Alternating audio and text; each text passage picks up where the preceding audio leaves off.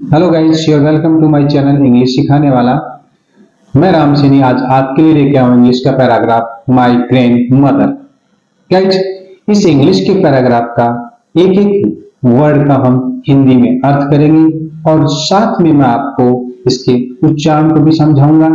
Guys, हम साथ साथ में ग्रामर की भी चर्चा करते रहेंगे। गाइस, आपको पता है किसी भी लैंग्वेज को सीखने के लिए उस लैंग्वेज को ज्यादा से ज्यादा रीडिंग करेंगे तो वो लैंग्वेज हमारे जल्दी समझ में आएगी और हम उसको जल्दी से लर्न करेंगे। तो चलिए गाइस, मैं इस पैराग्राफ को शुरू करता हूं। तब तक आप मेरे चैनल को सब्सक्राइब करते हुए चलिएगा और वीडियो को लाइक करना बिल्कुल ना भूलिएगा। Guys, now let me start the paragraph my grand mother. My grandmother is the most beautiful and elegant lady in the world. My grandmother. Grandmother यानी my मेरी grandmother दादी is है the most beautiful. The most beautiful का मतलब सर्वोत्तम सुंदर, यानी सबसे सुंदर। मोस्ट ब्यूटीफुल, ब्यूटीफुल यानी सबसे सुंदर। एंड एलिगेंट, एलिगेंट का मतलब होता है शिष्ट, यानी बहुत ही सभ्य। लेडी औरत।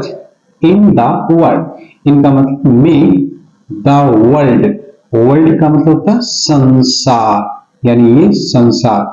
तो मेरी दादी इस संसार में सबसे सुंदर और शिष्ट औरत है। She is the eldest member of my family. She, देखिए ये शी है, वो प्रोनाउन है, यहाँ पर ग्रैंड मदर के लिए यूज हुआ है, स्त्री है, इसलिए यहाँ पर प्रोनाउन शी यूज हुआ। अगर पुरुष होता तो यहाँ पर ही यूज होता। तो शी इज, शी वह, is the eldest, eldest, eldest का मतलब सबसे बड़ी, सबसे बड़ी। अब देखिए यहाँ पर द एल्डेस्ट, अब देखिए ये डिग्री है, यानी सुपरलेटिव डिग्री है।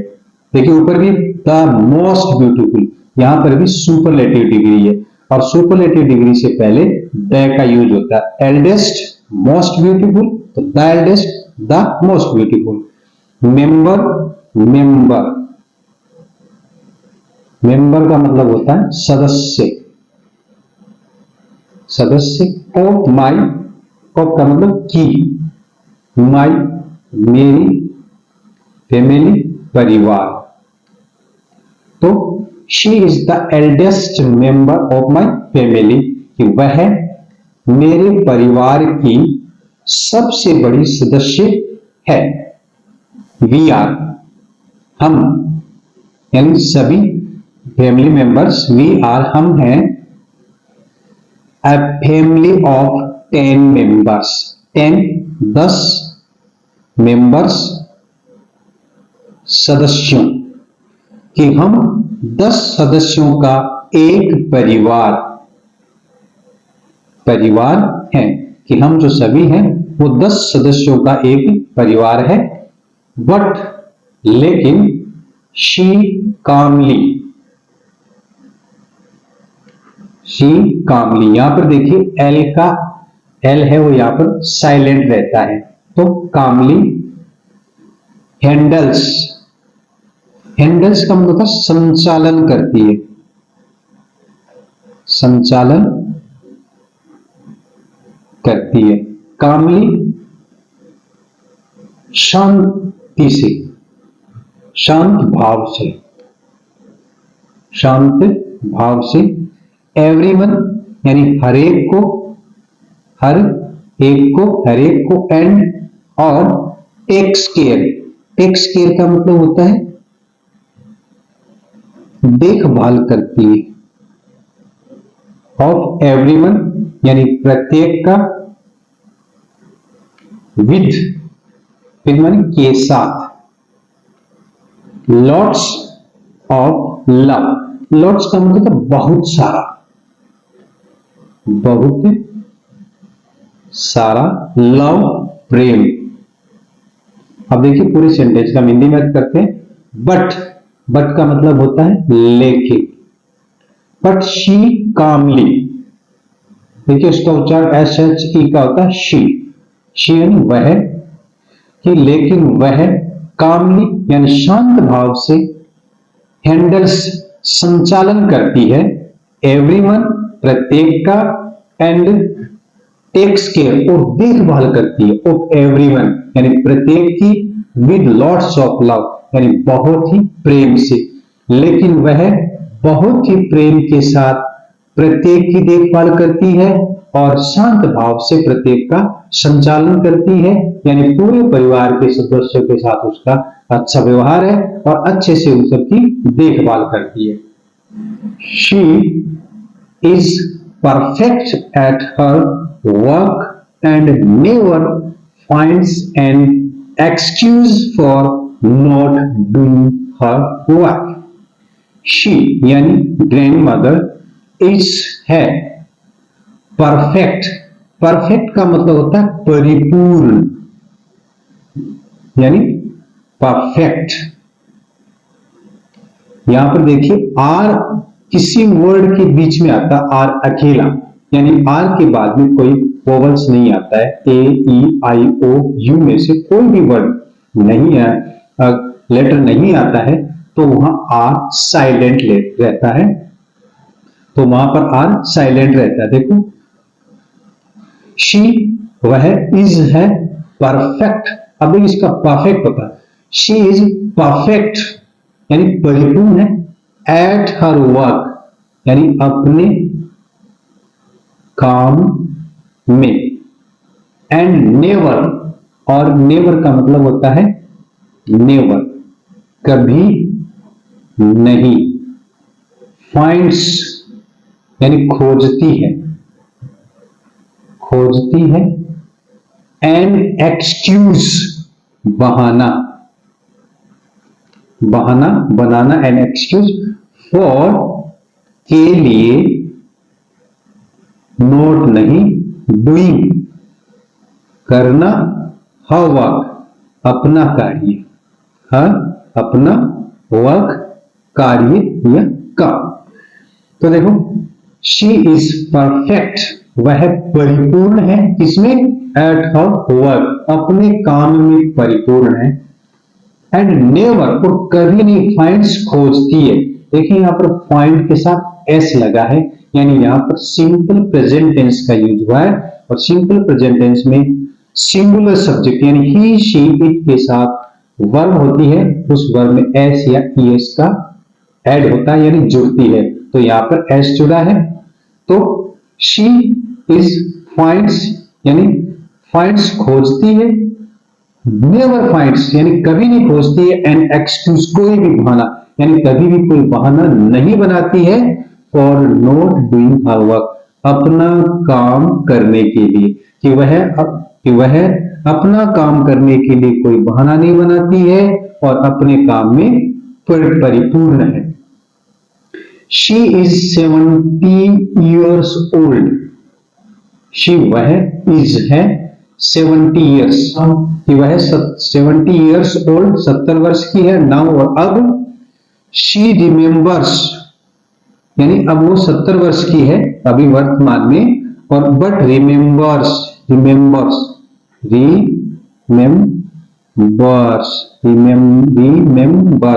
रिमेम्बर्स का मतलब याद रखती है, रिमेम्बर्स का मतलब याद रखती है, यानी अभी भी, लेकिन अभी भी उसे याद है क्या, द स्टोरीज कहानियां, कहानियां, कि अभी भी उसे कहानियां याद है, विच जो या रिलेटिव प्रोनाउन यूज हुआ है, विच का यूज वहां पर होता है जहां पर कोई निर्जीव चीज होती है या किसी जानवर का नाम होता है, जैसे यहाँ पर स्टोरीज है, ये जो स्टोरीज है इनके लिए यहाँ पर विच का यूज हुआ, कि जो यानी जो कहानियां हैं, शी हैड हर्ड, सुन चुकी है यानी सुन चुकी थी, शी हैड हर्ड सुन चुकी थी, फ्रॉम हर यानी अपनी ग्रैंड मदर दादी से।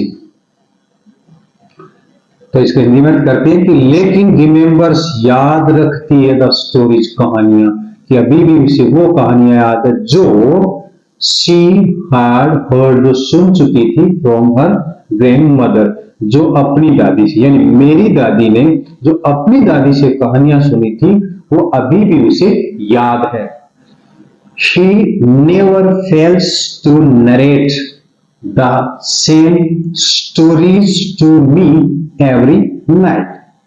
शी यानी माई ग्रैंड मदर, मेरी दादी, नेवर कभी नहीं, फेल्स असफल होती है सफल होती है, कि मेरी दादी कभी भी असफल नहीं होती है। किस लिए? टू नरेट करना, नरेट का मतलब होता है वर्णन करना, वर्णन करना, कि अभी भी वो वर्णन करने में असफल नहीं होती है कभी भी। टू मी मेरे को, एवरी नाइट यानी प्रत्येक रात, एवरी मीन्स प्रत्येक, नाइट रात, कि वह प्रत्येक रात को कुछ कहानियां का वर्णन करने में कभी असफल नहीं होती, यानी वो मेरे को हर रात को कहानियां सुनाती है। और आपने भी अपनी दादी से या नानी से स्टोरी सुनी होगी guys. And she makes sure that I understand the morals hidden in the stories. And she यानी वह, my grandmother मेरी दादी, makes sure सुनिश्चित करती है, सुनिश्चित करती है यानी पक्का ये निश्चय करती है, that कि I understand, understand यानी आई मानी मैं, अंडरस्टैंड मानी समझता हूं, समझता हूं। द मोरल, मोरल का मतलब होता है नैतिक शिक्षा, कि कहानी का जो मोरल होता है हिडन, हिडन का मतलब होता है छुपा हुआ, छुपा हुआ, इन द स्टोरीज कहानियों में, कि मेरी दादी ये सुनिश्चित करती है कि कहानियों के अंदर जो छुपी हुई नैतिक शिक्षा है वो मैं समझता हूं, यानी अच्छे से मुझे समझ में आ जाती, ऐसी मेरी दादी मुझे कहानियां सुनाती है। शी नोज वह जानती है, ये किसका उच्चारण होगा? नोज, जानती है। How to brain storm, how to brain storm का मतलब मंथना, मंथना यानी मंथन करना। हाउ टू ब्रेनस्टॉर्म यानी किस तरह से मंथन करती है माय माइंड, मेरे माइंड को, यानी मेरे माइंड को वो मंथ देती है, यानी एकदम पूरा उसको झकझोर देती है।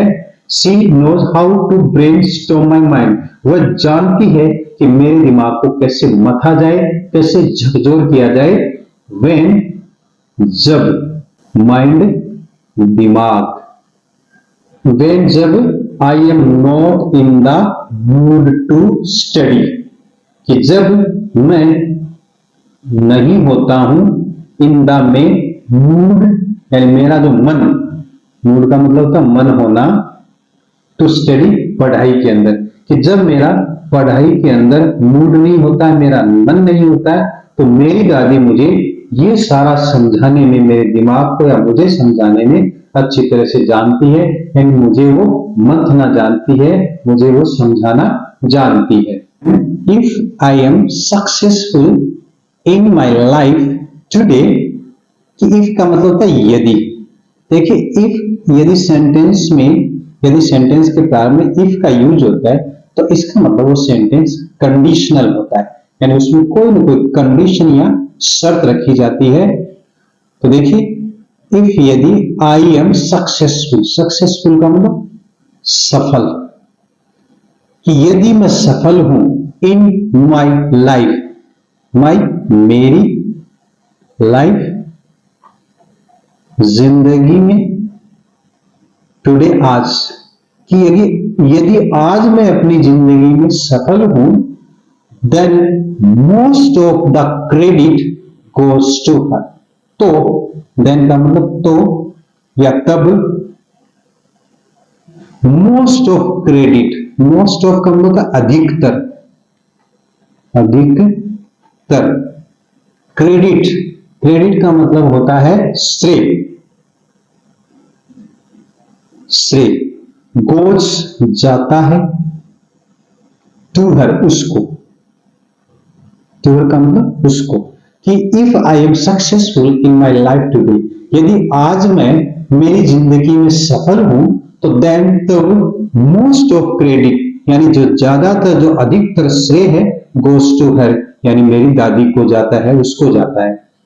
Since my parents were working, since मन जब से या से, माई पेरेंट्स, पेरेंट्स यानी माता पिता, माता पिता, वर वर्किंग काम कर रहे हैं, देखिए वर वर्किंग इसका मतलब काम कर रहे थे, काम कर रहे थे, पास्ट कंटिन्यूस टेंस है जी यहाँ पर। और पास्ट कंटिन्यूस टेंस में आपको पता होगा कि सब्जेक्ट के साथ हेल्पिंग वर्ब वॉज या वर का यूज किया जाता है और वर्ब में आईएनजी का यूज किया जाता है। अगर सब्जेक्ट हमारे पास सिंगुलर हो और या आई हो, ध्यान दीजिए आई या आई हो तो वहां पर हम वॉज का यूज करते हैं, और अन्य जितने भी सब्जेक्ट्स है जो प्लूरल सब्जेक्ट हैं उनके साथ हम वर का यूज किया करते हैं।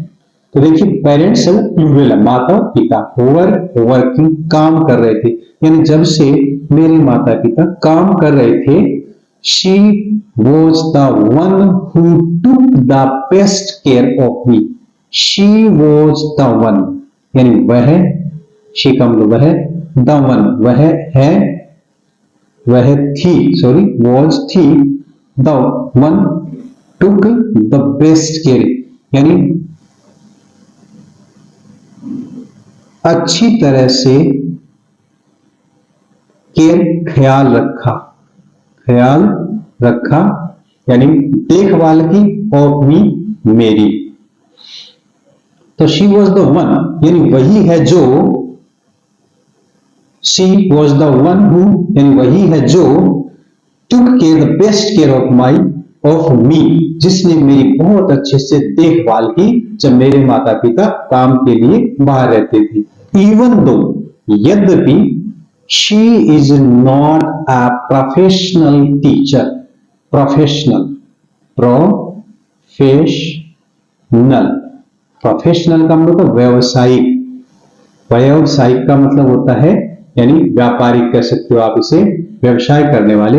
इवन दो, इवन दो का मतलब होता है यद्यपि, यद्यपि यानी यद्यपि या इसके बावजूद भी।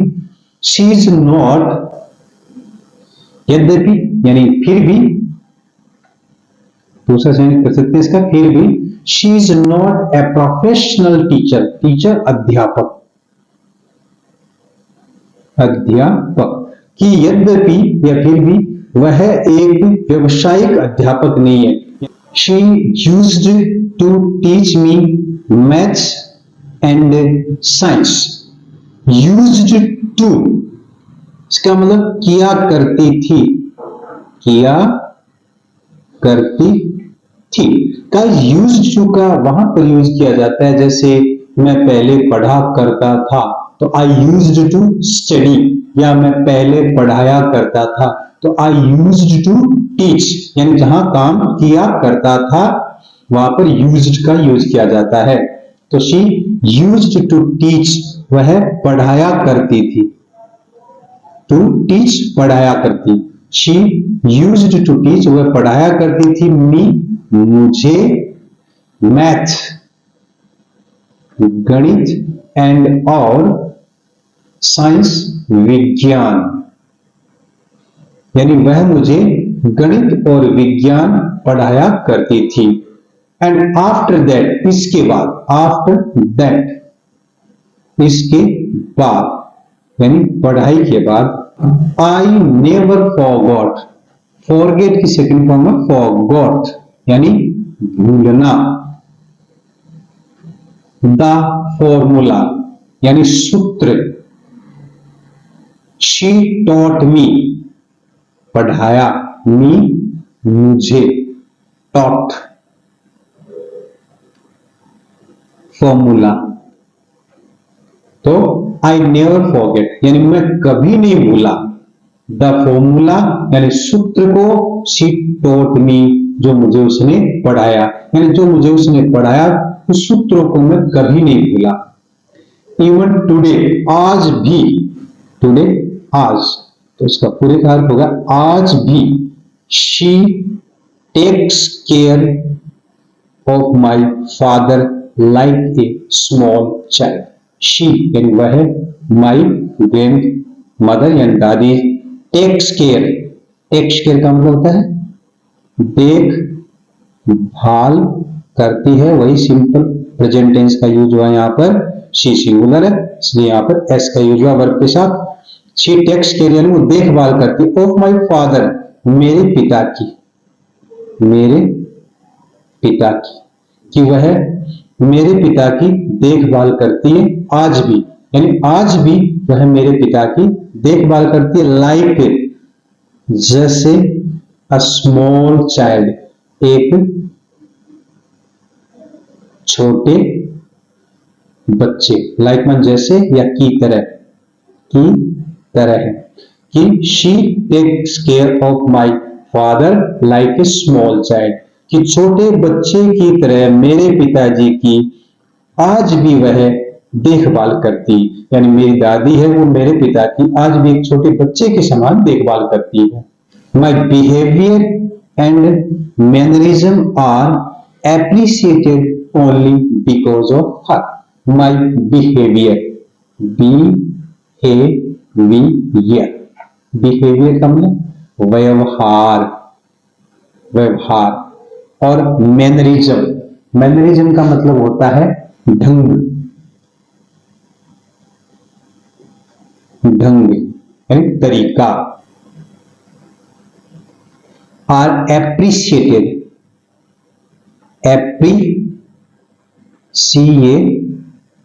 एप्रिसिएटेड का मतलब होता है प्रशंसनीय, यानी सराहना की। Only because of her, only मन केवल या सिर्फ, बिकॉज ऑफ हर उसके कारण, उसके कारण। तो my behaviour and mannerism are appreciated, यानी जो मेरा व्यवहार है, मेरा जो ढंग है, जो तरीका है, वो आर एप्रिशिएटेड यानी आज भी सराहनीय है, उनकी सराहना की जाती है, ओनली बिकॉज ऑफ हर सिर्फ उसके कारण। यानी मेरी दादी का इतना प्रभाव है मेरे ऊपर कि मेरे व्यवहार की और मेरे ढंग की लोगों के द्वारा सराहना की जाती है, यानी मुझे उसके साथ इतना अच्छा संस्कार और उनका सानिध्य मिला है। I could do well in the exam only because of her guidance. मैं could do कर सका well अच्छा, in the exam परीक्षा में, एग्जाम परीक्षा में, इन द एग्जाम परीक्षा, ओनली सिर्फ, because of her guidance, because of हर उसके कारण, गाइडेंस, गाइडेंस का मतलब होता है मार्गदर्शन,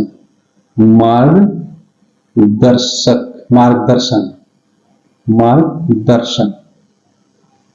तो इसका हो गया कि I could do well in the exam of because, only because of her guidance, यानी उनके सिर्फ मार्गदर्शन के कारण मैं अपने एग्जाम में बहुत अच्छा कर सका, यानी उनके गाइडेंस में, उनके मार्गदर्शन में मैंने अपने एग्जाम में बहुत अच्छा किया।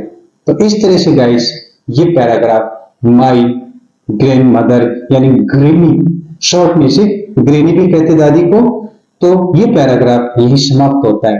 तो गाइस मुझे आपसे आशा है कि आपने इस पैराग्राफ से कुछ नए वर्ड, कुछ नए मीनिंग सीखे हैं और आपको आपकी ग्रैंड मदर भी याद आई होगी, आप उनके सानिध्य में रहे होंगे, आपने उससे बहुत कुछ सीखा होगा।